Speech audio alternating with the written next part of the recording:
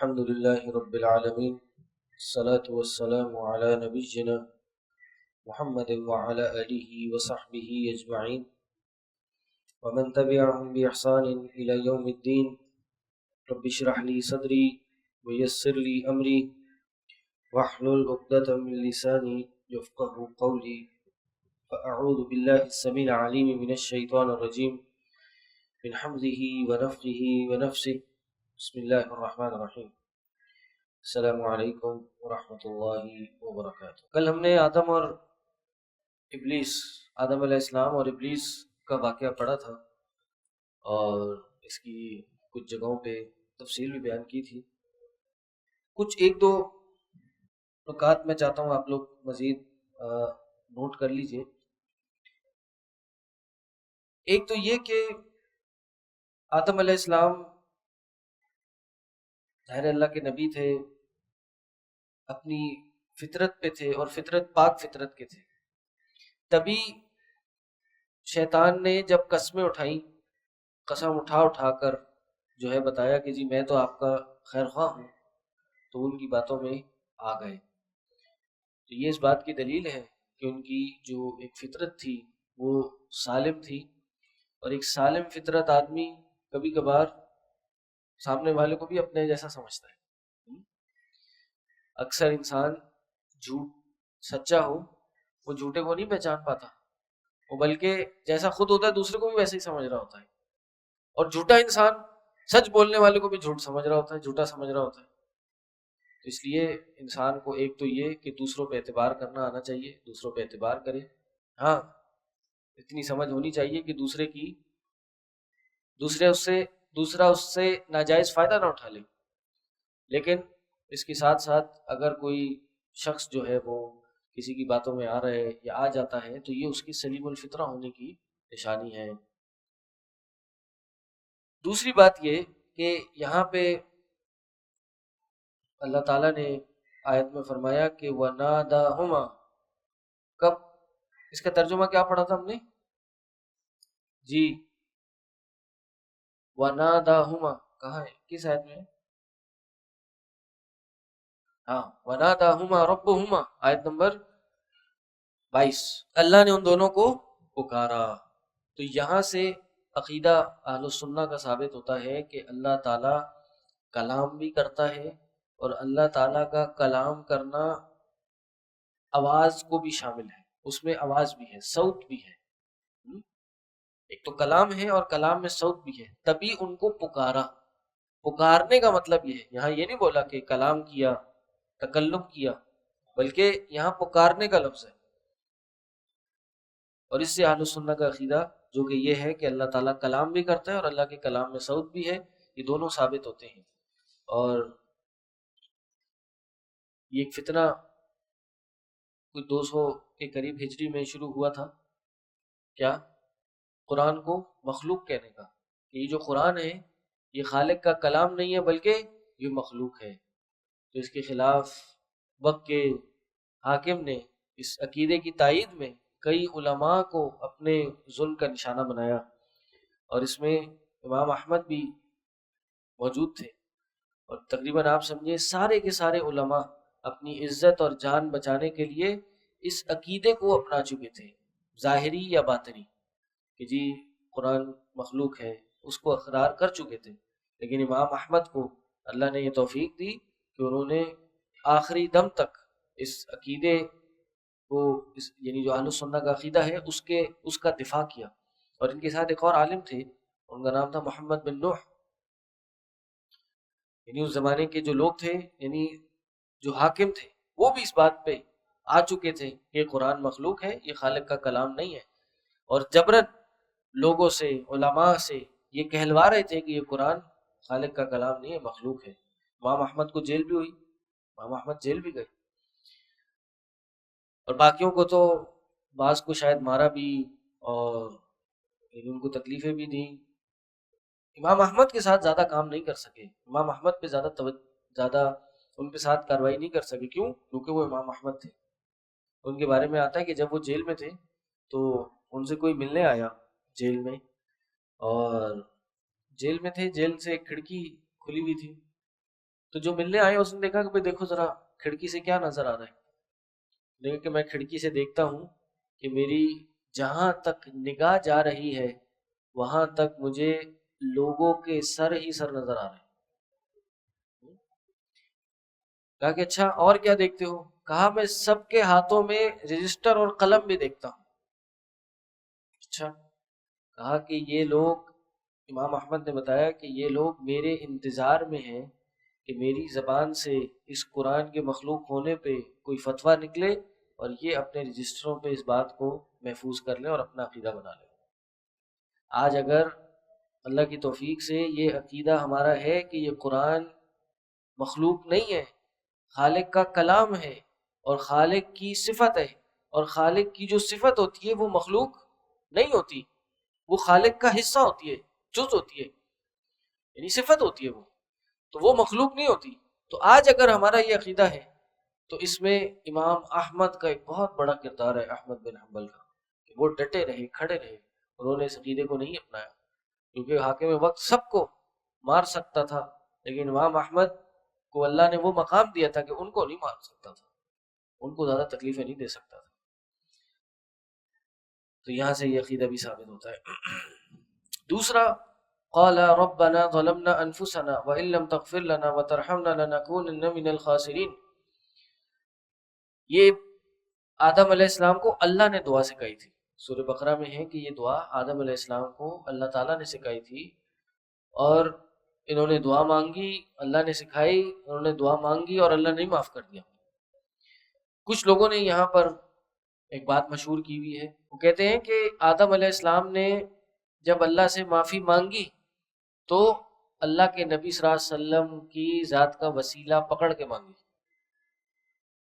کہ اللہ تو مجھے ہمیں معاف کر دے، اپنے نبی کے حق سے، اس کی جاہ سے ہمیں معاف کر دے. تو پوچھا گیا کہ بھئی آپ کو یہ نبی کے بارے میں کیسے پتا چلا، آپ نے کیسے ان کا نام لیا، ان کے وسیلے سے کیسے مانگا؟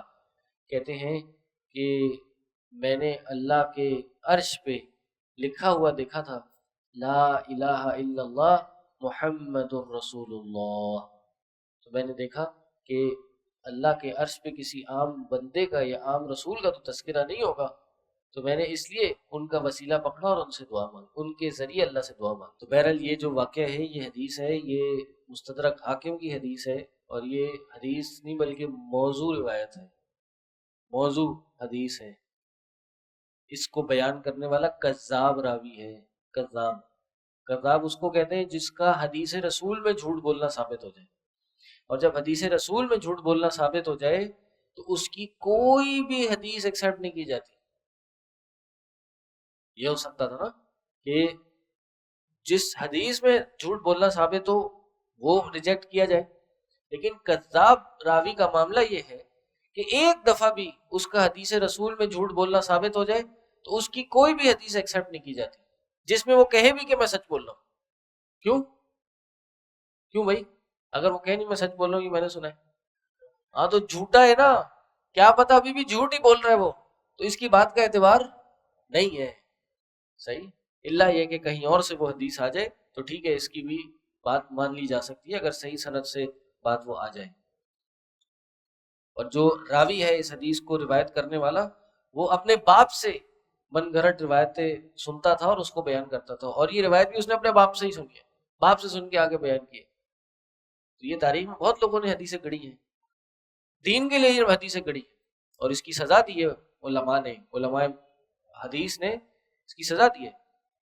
ایک دفعہ خلیفہ مامون تھا، کیا نام تھا اس کا میرے ذہن میں نہیں ہے، تو اس نے ایک وضاح کو پکڑا، حدیث میں جھوٹ گڑنے والے کو، اور قربانی کا دن تھا، تو قربانی کے دن عید کا خطبہ دیا، اور عید کے خطبے میں کہا کہ آپ لوگ آج اپنے جانوروں کی قربانی دیں گے اور ہم اس وضاح کی قربانی دیں گے، اور عید کے دن اس کو سزا دی اور اس کو قتل کیا کیونکہ اس نے حدیث رسول میں جھوٹ بولا ہے.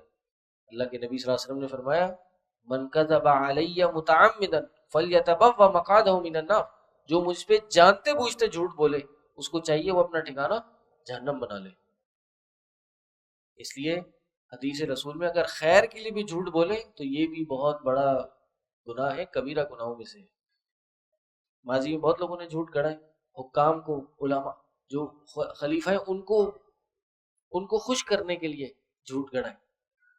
ایک دفعہ ایک خلیفہ کے پاس، اور پھر میں ان کا نام بھول رہا ہوں، خلیفہ کے پاس ایک شخص آیا تو انہوں نے کہا چلو بھائی تم حدیث سناؤ، تو انہوں نے حدیث سنائی۔ انہوں نے کہا کہ لا سبق الا فی خف او نسل او حافر، اس طرح کے روایت کے الفاظ ہیں کہ نہیں ہے مسابقت بازی سوائے تیر اندازی میں، گھڑ سواری میں، اور تیراکی میں، اور اس طرح کی جو حدیث کے الفاظ ہیں۔ اس نے اس میں ایک اور چیز ایڈ کر دی، اور وہ کیا ہے؟ کبوتروں کے اڑانے میں۔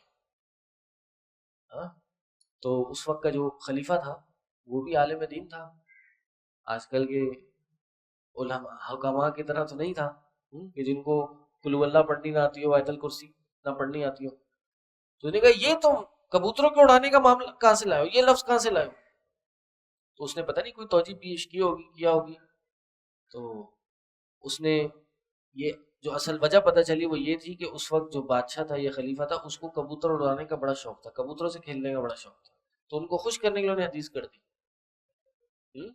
اسی طرح کسی کی سبزی کا ٹھیلا تھا بیچارے کا، ہاں، اور اس کی سبزی نہیں بک رہی تھی، کدو نہیں بک رہا تھا، بینگن نہیں بک رہا تھا، تو اس نے اس کدو کے اور بینگن کے فضائل میں حدیث گڑھ دی۔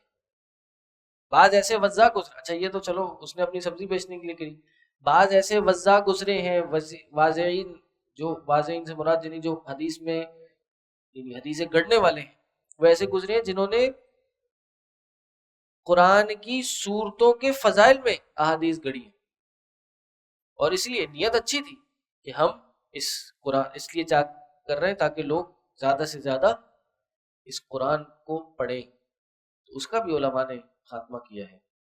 تو یہ جو ایک وزا تھا، اس کو جب خلیفہ وقت نے سزا دی تو اس نے آگے سے کہا کہ اچھا تم تو مجھے مار رہے ہو، لیکن وہ جو اتنی اتنی حدیثیں میں نے گڑھی ہیں اس کا کیا کرو گے؟ کہا مجھے تو تم قتل کر رہے ہو، ان کا کیا کرو گے؟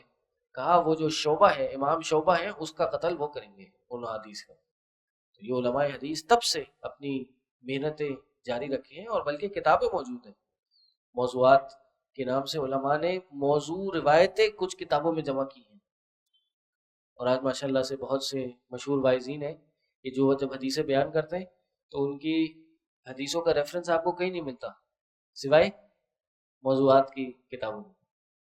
یہ مولانا طارق جمیل صاحب، ان کے بارے میں کئی علماء نے بتایا ہے کہ ہم جب ان کا درس سنائے، ہم نے کبھی ان کا درس سنا تو دیکھا کہ یہ حدیثیں ہم نے کبھی سنی نہیں، کبھی پڑھی نہیں، ہم نے کہا یار دیکھیں کہاں ملیں گی، تو ہم نے خاص طور پہ ان کتابوں میں جس میں علماء نے موضوع روایتیں جمع کی تھیں وہاں جا کے دیکھا اور وہاں مل گئی، صرف اس لیے تاکہ لوگوں کو خوش کریں، اور لوگ نئی نئی حدیثیں سنیں گے تو ان کو اور مزہ آئے گا اور لطف آئے گا۔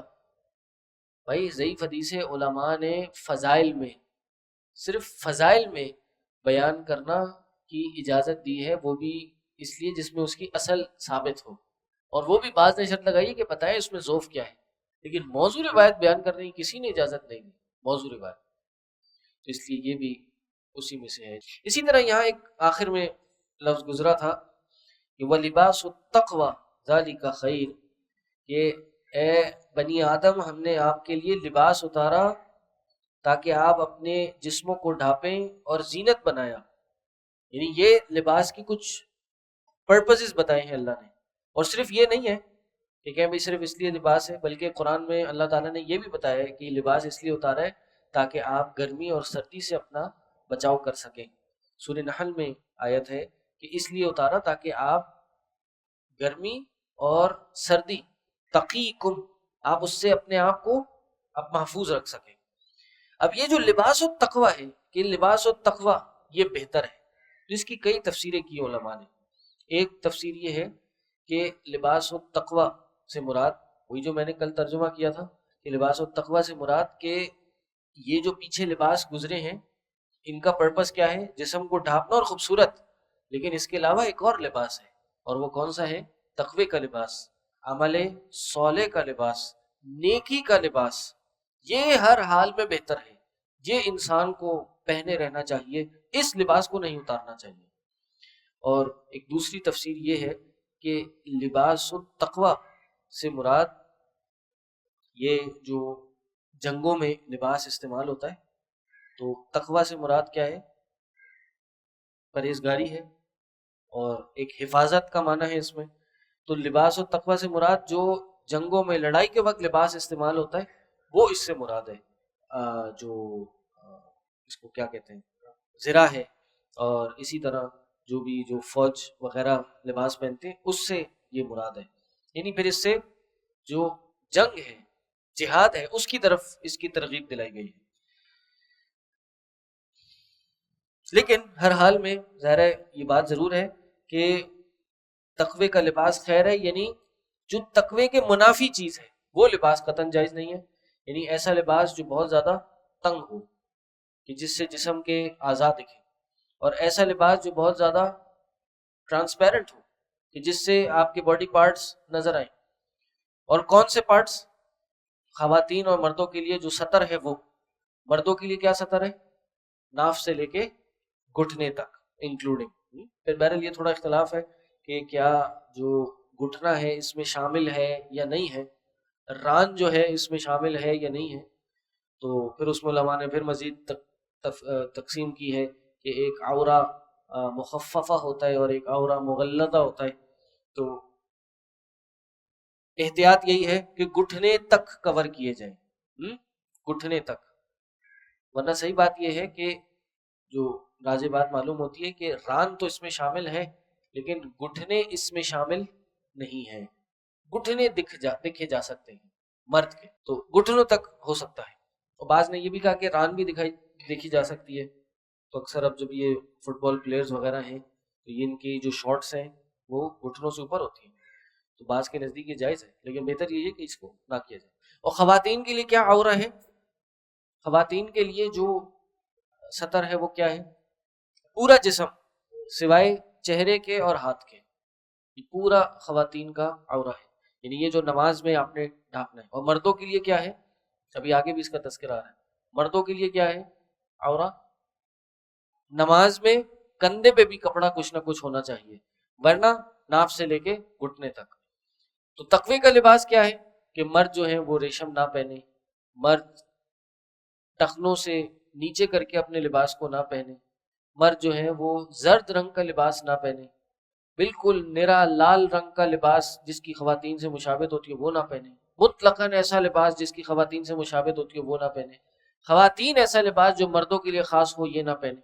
یہ ساری چیزیں تقوی کے لباس میں آئیں گی. خواتین کے کپڑے اتنے تنگ نہ ہوں کہ جسم کے اعضاء دکھیں، یہ سب لباس التقوی میں آئیں گی. یہاں جب آدم اور ابلیس کا قصہ ختم ہوا تو اللہ نے فرمایا وَإِذَا فَعَلُوا فَاحِشَةً قَالُوا وَجَدْنَا عَلَيْهَا آبَاءَنَا وَاللَّهُ أَمَرَنَا بِهَذَا، کہ جب بھی وہ کوئی فحاشی کا کام کرتے، بے حیائی کا کام کرتے، کہتے وَجَدْنَا عَلَيْهَا آبَاءَنَا، ہم نے اس پہ اپنے باپ داداؤں کو پایا، وَاللَّهُ أَمَرَنَا بِهَا، اور اللہ نے بھی ہمیں اس کا حکم دیا ہے.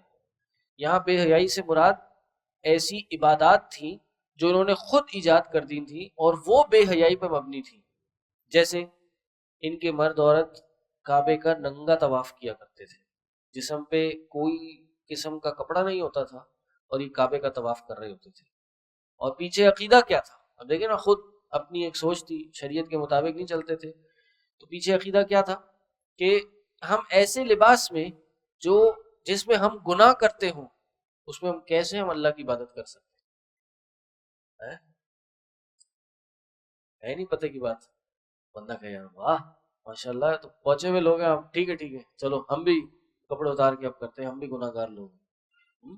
ایسے شیطان لوگوں کو بہکاتا ہے، ایسے گمراہ کرتا ہے. وہ یہ نہیں کہتا کہ دیکھو یہ گناہ کا کام ہے، آ جاؤ گناہ کرو، یہ دیکھو یہ بدعت ہے، یہ شرک ہے، آؤ کرنا شروع ہو جاؤ، میں تمہیں بلا رہا ہوں، دعوت دے رہا ہوں. نہیں، وہ اس جگہ سے آتا ہے جو آپ کی کمزوری ہوتی ہے. اس طرح سے بہکاتا ہے انسان کو کہ دیکھو تم تو نیک کام کر رہے ہو، تم تو نیکی کی طرف جا رہے ہو. تو اللہ نے یہی کہا کہ اے لوگو شیطان تمہیں نہ بہکا دے جیسے تمہارے والدین کو، ماں باپ کو بہکایا تھا جنت کے اندر. کیوں؟ ان سے ان کے جسم کا لباس اتار لیا تھا. تو شیطان کا مقصد یہ ہے کہ وہ عریانیت اور بے حیائی کو عام کرے، یہ شیطان کا مقصد ہے. اور یہی لوگوں کو بھی گمراہ کر دیا، ان کو بھی دماغ میں بات ڈالی، دیکھو تم گناہ گار لوگ ہو، جن کپڑوں میں تم گناہ کرتے ہو ان کپڑوں میں عبادت کرنا کوئی اچھی بات نہیں ہے۔ کل کو وہ کسی انسان کے پاس آئے اور وہ کہے دیکھو تم جن کپڑوں میں عبادت کرتے ہو ان کپڑوں میں نماز پڑھنا کوئی اچھی بات نہیں ہے، تو اس لیے تم بے لباس ہو کے نماز پڑھا کرو۔ اور یہی ہو رہا ہے، آج آپ جائیں ماشاءاللہ مزارات ہیں، مزار کے ارد گرد یہ علی اجویری کا عرس ہوتا ہے۔ علی اجویری ہے کون ہے؟ لال شہباز قلندر، لال شہباز قلندر کا عرس ہوتا ہے، تو اس عرس میں ایک کالا تالاب ہے، بالکل پانی کالا پانی ہے، غلیظ بدبودار پانی، اس میں لوگ جا جا کے نہاتے ہیں۔ اور کیا عقیدہ ہے کہ اس میں جائیں گے تو ہمارے گناہ دھل جائیں گے، ہماری جسامت بہتر ہو جائے گی۔ شیطان اس طرح انسان کو بہکاتا ہے۔ تو وَإِذَا فَعَلُوا، اور یہ کام کیا، اس کے اوپر کیا کرا؟ دلیل یہ دی کہ ہمارے تو باپ دادا بھی یہ کام کرتے تھے، اور اس کے اوپر سونے پہ سہاگا کہا وَاللَّهُ أَمَرَنَا بِهَذَا، یہ تو اللہ نے ہمیں حکم دیا ہے۔ بھئی جھوٹے مکار، تمہیں اللہ نے اس چیز کا حکم دیا ہے، ایک تو غلطی کرتے ہو، چلو ٹھیک ہے تمہارے باپ دادا یہ کام کرتے تھے، بات سمجھ آ گئی، تم بھی بھٹکے ہوئے ہو، تمہارے باپ دادا بھی بھٹکے ہوئے تھے، بات یہ تو سمجھ میں آ گئی، لیکن یہ اللہ نے حکم دیا تھا، یہ تم نے کہاں سے بات نکال کے لے آئے ہو، یہ کیسے کہہ دی؟ قل کہہ دیجئے ان اللہ لا یأمر بالفحشاء، اللہ فحشاء کا، اللہ بے حیائی کا حکم نہیں دیتا، یعنی یہ تو شیطان ہے، جو شیطان ان چیزوں کا حکم دیتا ہے، اللہ اس چیز کا حکم نہیں دیتا۔ اتقولون علی اللہ ما لا تعلمون، کیا تم اللہ پہ وہ بات کہتے ہو جو تم نہیں جانتے، یعنی تمہیں پتہ نہیں ہے، اس کا علم نہیں ہے، اور ویسے تم اللہ پہ یہ بہتان باندھ رہے ہو، اللہ کو ایسی باتیں منسوخ کر رہے ہو جو کہ جس کا تمہارے پاس کوئی علم نہیں ہے، اللہ نے بتائی نہیں۔ فرمایا قل کہہ دیجئے امر ربی بالقسط، اللہ نے مجھے، میرے رب نے مجھے قسط انصاف کا حکم دیا ہے، وَأَقِيمُوا وُجُوهَكُمْ عِنْدَ كُلِّ مسجد۔ اب انصاف کیا ہے؟ یہ پیچھے جو فحاشی والا معاملہ تھا یہ انصاف نہیں ہے کہ انسان ننگا ہو کے یا سنت کے خلاف عمل کر کے عبادت کرے، یہ انصاف نہیں ہے۔ انصاف یہ ہے جو اب تمہیں بتا رہے ہیں، وَأَقِيمُوا وُجُوهَكُمْ عِنْدَ كُلِّ مسجد، اپنے چہرے کو سیدھا کر لو ہر مسجد کے وقت، ہر مسجد کے ہاں۔ ابھی مسجد کا ترجمہ کریں گے تو ترجمہ بھی سمجھ آ جائے گا، یا آسان سا ترجمہ کر لیجئے کہ ہر نماز کے وقت، یہ ترجمہ سب معنوں پہ بہتر آ جاتا ہے کہ اپنے چہرے کو سیدھا کر لو ہر نماز کے وقت۔ تو یہاں مسجد کے تین معنی ہیں، مسجد کو اگر مصدر لے لیں تو یہاں سے مراد نماز ہے اور سجدہ ہے، نماز ہے، ٹھیک۔ دوسرا اگر اس کو ظرف لے لیں، صحیح، بلکہ یہ کہیے کہ اگر اس کو مصدر لے لیں تو اس سے مراد سجدہ بھی ہے اور نماز بھی ہے، سجدہ بھی ہے اور نماز۔ مصدر کیا ہوتا ہے؟ ہاں، مصدر ہوتا ہے، مصدر کیا ہوتا ہے؟ ہاں،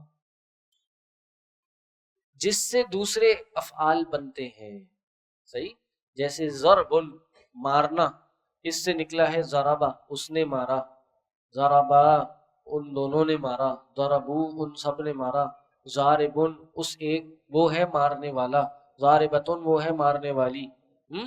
تو ضربن مصدر ہے، اس کو انگلش میں کیا کہتے ہیں؟ ہاں، ایکٹنگ ناؤن۔ جیسے آپ کہتے ہیں نا انگلش میں، آپ کہتے ہیں کوئی فعل ہوتا ہے، اس فعل کو، کوئی کام کو آپ ایک اسم کی فارم دے دیتے ہیں، ٹھیک ہے، اس میں کیا بتاؤ، جیسے ضربون ہے مارنا، اس کو آپ کیا کہیں گے؟ ٹھیک ہے، فتح کھولنا، اکل کھانا، جلوس بیٹھنا، صحیح، تو اس کو ہم مصدر کہتے ہیں، انگلش میں اس کو کیا کہتے ہیں مجھے نہیں پتا۔ تو بہرحال یہاں پر مسجد سے مراد سجدہ بھی ہے اور نماز بھی ہے، اگر آپ اس کو مصدر مان لیں تو سجدہ ہوگا تو کیا مطلب کہ آپ ہر سجدے کے وقت اپنے چہرے کو سیدھا کریں، یا ہر نماز کے وقت اپنے چہرے کو سیدھا کریں. وَلَقَدْ آتَيْنَاكَ سَبْعًا مِّنَ الْمَثَانِي وَالْقُرْآنَ الْعَظِيمِ، ہم نے آپ کو 7 المثانی عطا کیا ہے اور قرآن عظیم عطا کیا ہے. صحیح. تو یہاں قرآن عظیم سے مراد کیا ہے؟ سورہ فاتحہ ہے. تو یہاں کل بول کے جز مراد ہے. اسی طرح سورہ فاتحہ کو صلاۃ کہا ہے. صحیح. تو جو صلاۃ کا اس پہ لفظ عطا کیا ہے وہ یہی ہے کہ یہ نماز، اس کو صلاۃ کہا اس لیے کہ اس کے بغیر نماز نہیں ہوتی، اور چونکہ یہ نماز کا جز ہے تو جز بول کے کل مراد لیا ہے، یا کل بول کے جز مراد لیا ہے. تو یہاں مسجد سجدہ بول کے بھی نماز مراد لی ہے. اسی طرح اس سے ایک معنی نماز کی جگہ بھی ہے اور نماز کا وقت بھی ہے. یعنی نماز کے وقت، نماز کی جگہ اور خود نماز، اس میں آپ اپنے چہرے کو سیدھا کر لیجئے، یعنی سنت کی پیروی کیجئے، قبلہ رخ ہو کے نماز پڑھیے. قسط انصاف کیا ہے؟ قبلہ رخ ہو کے نماز پڑھی جائے. اور وَدْعُوهُ مُخْلِصِينَ لَهُ الدِّينَ، اور آپ اللہ کو پکاریے مخلصین لہ الدین، اخلاص کے ساتھ، خالص ہو کے، یعنی اس میں ریاکاری نہیں ہونی چاہیے. انصاف یہ ہے کہ انسان اللہ کی عبادت کرے، سنت کے مطابق کرے، جو اس میں طہارت کے اور ستر پوشی کے مسائل ہیں ان کو پورا ذہن میں رکھ کے اس پہ پورا عمل کر کے، اور پھر اخلاص کے ساتھ، ریاکاری نہ کرے. کما بدأکم تعودون، تم جیسے تمہاری اللہ نے ابتدا کی. کما بدأکم، بدأکم نہیں، کما بدأکم، جیسے اللہ نے تمہاری ابتدا کی اسی طرح تم اس کی طرف لوٹو گے. جیسے تم آئے تھے، اللہ کے لیے کوئی مشکل نہیں، وہ دوبارہ تمہیں پیدا کر دے. فریقاً ہدا و فریقاً حق علیہم الضلالہ، ایک گروہ کو اس نے ہدایت دی، و فریقاً حق علیہم الضلالہ، اور ایک گروہ ان پر جن کی گمراہی ثابت آ گئی، ثابت ہو چکی. یعنی اللہ نے بعض کو ہدایت دی اور بعض پہ ان کی، اور وہ اللہ کی راہ پہ چلے، اللہ نے ان کو توفیق دی، اور بعض گمراہ ہو گئے اور انہوں نے کفر کی راہ اختیار کی. فرمایا انہم اتخذوا الشیاطین اولیاء من دون اللہ، بے شک انہوں نے اللہ کو چھوڑ کر بنا لیا ہے شیاطین کو. کیا بنا لیا ہے؟ اولیاء بنا لیا ہے، دوست بنا لیا ہے، من دون اللہ، اللہ کے سوا. وَيَحْسَبُونَ أَنَّهُمْ مُهْتَدُونَ، اور وہ وَيَحْسَبُونَ، وہ سمجھتے ہیں، حسبہ یحسب، وہ سمجھتے ہیں، انہم مہتدون، کہ بے شک وہ ہی ہدایت پانے والوں میں سے ہیں. یعنی جن کو گمراہ کیا ان کو شیطان نے اپنا دوست بنا لیا اور وہ سمجھتے ہیں کہ وہ ہدایت پہ ہیں. پھر اللہ نے فرمایا یا بنی آدم خذوا زینتکم عند کل مسجد وکلوا واشربوا ولا تسرفوا ان اللہ لا يحب المسرفین، کہ لوگو، اے بنی آدم، خذوا زینتکم عند کل مسجد، ہر نماز کے وقت تم زینت اختیار کرو. زینت کیا ہے؟ زینت سے مراد لباس بھی ہے، اور زینت سے مراد ایک تھوڑی سی خوبصورتی بھی ہے. اور لباس عند کل مسجد، مسجد سے مراد یہاں کیا ہے؟ ابھی اوپر بتایا نماز ہے. یعنی نماز کے وقت تم کیا کرو؟ تم زینت اختیار کرو، یعنی لباس اختیار کرو. اور لباس میں کیا چیز شامل ہے؟ جی وہی میں نے ابھی بتایا، ستر پوشی ہو پوری طریقے سے، خواتین کا بھی بتا دیا، مردوں کا بھی بتا دیا، اور پائچے بھی ٹخنوں سے اوپر ہونے چاہیے. یہ بھی کچھ روایات اس حوالے سے ملتی ہیں کہ جس میں غالباً میں نے بہت پہلے پڑھی تھی، اللہ عالم اس کی حیثیت کیا ہے، کہ جس میں پائچے ٹخنوں سے اوپر نہیں تھے تو نماز شاید دہرانے کا حکم دیا. لیکن ویسے بھی عام حالات میں بھی پائچوں کو ٹخنوں سے اوپر ہی رکھنے کا حکم ہے مردوں کے لیے. اللہ کے نبی صلی اللہ علیہ وسلم نے فرمایا کل ما اسفل من الکعبین فی النار، کہ ہر وہ چیز جو ٹخنوں سے نیچے ہوگی وہ کہاں ہے؟ آگ میں ہے. اسی طرح فرمایا کہ قیامت کے دن اللہ تعالیٰ ان لوگوں کو دیکھے گا نہیں، 3 لوگوں کو اللہ نہیں دیکھے گا، نہ ان کی طرف کرم کرے گا، نہ ان سے کلام کرے گا. نہ ان کی طرف دیکھے گا، نہ ان سے کلام کرے گا، اور ان کے لیے عذاب عظیم ہے. 3 چیزیں، ان میں سے ایک کون ہے؟ المسبل، جو اپنے کپڑوں کو ٹخنوں سے نیچے رکھتا ہے. تو یہ صرف شلوار نہیں ہے، کوئی انسان جبہ بھی پہنے تو جبہ بھی کپڑوں ٹخنوں سے نیچے نہیں کر سکتا. اور یہ صرف نماز میں نہیں ہے، یہ غیر نماز بھی ہے کہ نماز کے علاوہ بھی اپنے کپڑوں کو ٹخنوں سے اوپر ہی رکھا جائے، چاہے وہ پینٹ ہو، کسی بھی قسم کی پینٹ ہو، اگر وہ پہن رہے تو وہ بھی ٹخنوں سے اوپر ہی رکھنی چاہیے. تو خذوا زینتکم عند کل مسجد، یہاں ایک معاملہ یہ ہے کہ زینت اختیار کرنی چاہیے. یعنی نماز میں تو منیمم ریکوائرمنٹ ہے سطر ڈھکا ہونا چاہیے. جمعے کے دن خاص تعلیم ہے کہ جمعے کے دن خوشبو لگانی چاہیے، جمعے کے دن غسل کرنا چاہیے، اور جمعے کے دن بہترین لباس پہننا چاہیے. اور جمعہ جو ہے وہ ہفتہ وار مسلمانوں کی عید ہے، تو خاص طور پہ جب عید الفطر کا موقع ہو، عید الاضحیٰ کا موقع ہو، تو اس دن بھی بہترین لباس پہننا چاہیے. اس دن تو بہترین لباس بلولا پہننا چاہیے. پھر اسی کے ساتھ ساتھ نماز پڑھنے کھڑے ہو رہے ہیں، عموماً لوگ کو دیکھا جاتا ہے کہ ایسے کپڑوں میں نماز پڑھتے ہیں کہ جن کپڑوں میں وہ شاید اپنے گھر والوں کے سامنے بھی بیٹھنا پسند نہ کریں. اکثر فجر میں دیکھا جاتا ہے کہ فجر میں لوگ اپنے نائٹ سوٹ میں ہی نماز پڑھنے آ جاتے ہیں. اتنا بھی گوارا نہیں کرتے کہ جو وہ ٹراؤزر رات کو پہن کے سوئے ہیں، جس میں وہ کمفرٹیبل فیل کر رہے تھے، اس کو چینج کر لیں کہ ان کو دیکھ کے لوگ کمفرٹیبل فیل نہیں کر رہے. خذوا زینتکم عند کل مسجد، بھائی جیسا لباس آپ رات کو سوتے ہوئے پہنے ہیں یا اکیلے میں آپ پہنے ہوئے ہیں، یہ مسجد میں آنے کے لیے وہ لباس نہیں ہونا چاہیے. مسجد میں آئے ہیں، نماز کے لیے کھڑے ہیں، بھلے گھر میں ہی نماز پڑھ رہے ہیں، 2 منٹ لگتے ہیں، آپ نے تھوڑے صاف ستھرے کپڑے پہن لیے یا ایسے کپڑے پہن لیے کہ جو ایسے نہ لگے، کہ آپ ایسے نہ ہو کہ کسی قریبی رشتہ دار کے سامنے بھی آپ پہن کے بیٹھنا گوارا نہ کریں، آپ دوسرے کپڑے پہن لیں. اکثر و بیشتر ہم نے یہ دیکھا ہے، اور یہ بڑی اچھی بات ہے، یہ میکینک وغیرہ جو لوگ ہوتے ہیں ان کے پورے جسم پہ یہ گریس اور گندگی لگی ہوتی ہے. تو جب یہ نماز پڑھنے جاتے ہیں تو اس قمیص کو اتارتے ہیں اور دوسری قمیص پہن کے نماز کے لیے جاتے ہیں.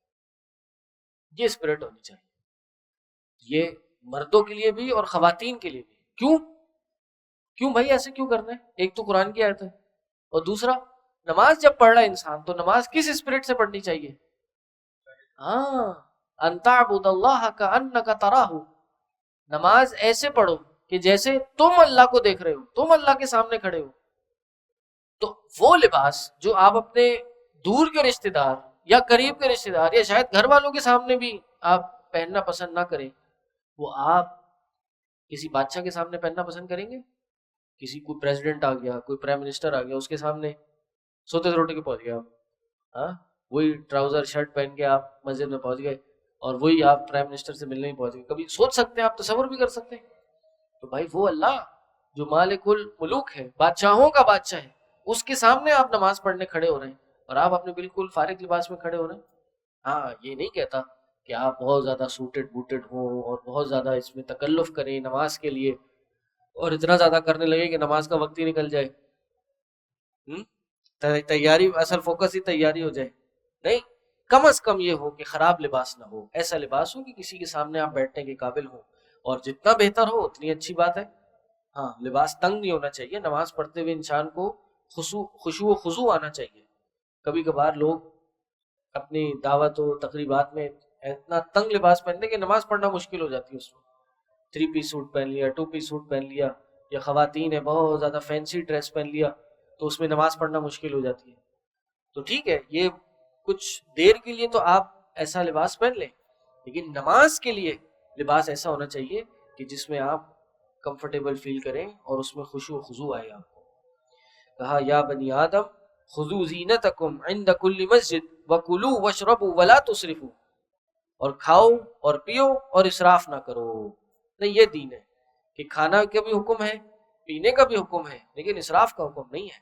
حد سے بڑھ جانا اسراف ہے، حد سے بڑھنے کا حکم نہیں ہے، چاہے وہ کپڑوں میں ہو، چاہے وہ کھانے پینے کی چیزوں میں ہو.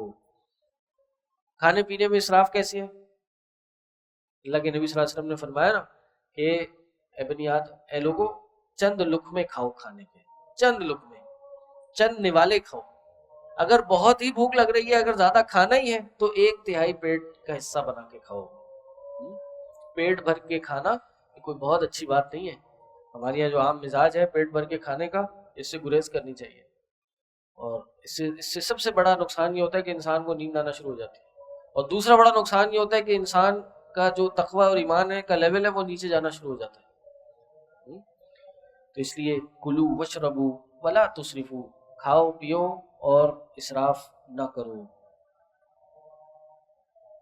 ان اللہ انہ لا يحب المسرفین، اللہ تعالیٰ اسراف کرنے والوں کو پسند نہیں کرتا۔ قل من حرم زینۃ اللہ التي اخرج لعباده والطیبات من الرزق قل هي للذین آمنوا في الحیاۃ الدنیا خالصۃ یوم القیامہ كذلك نفصل الآیات لقوم یعلمون۔ یہاں سے کل پڑھیں گے۔ كتاب الرسل والهدي الدليل